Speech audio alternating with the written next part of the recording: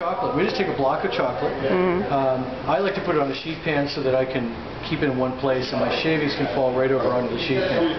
I use a chef's knife, and what I do is I like to get down on it right here and put the sheet pan right up against my belly. That way it's not going anywhere.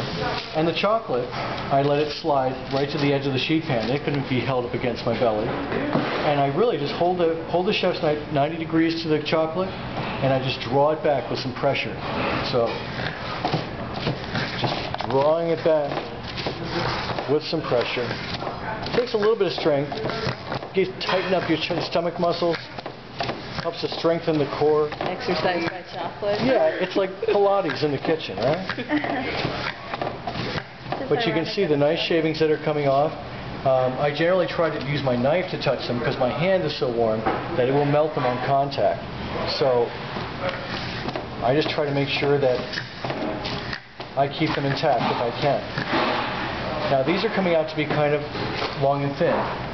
If we want to change the shape of them, sometimes I can even go as far as to tip my knife a little bit to work on just this edge, and I can get shavings to come out a lot longer.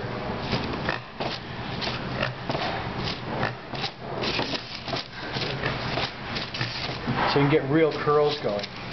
And these can be really attractive in certain applications. Let's say you want to make like a nest of these in the center of your cake. That can be really, really attractive. But a lot of chefs will also put this in a warm place, put the block in a warm place before they do shavings to make sure it's softer so it's easier to do. I find at room temperature the chocolate is fine that way.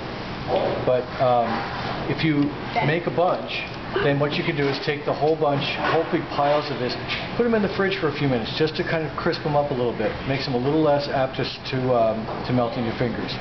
I definitely wear gloves when I work with these to insulate my hands from these because they're so thin that, well, as you can see, if I just put it on my hand, it doesn't take long here before it starts to soften and stick to my fingers, and that becomes a real mess. So, yeah, real easy to do. The bigger the block of chocolate, of course, it can be just as easy with a piece this size or a larger piece.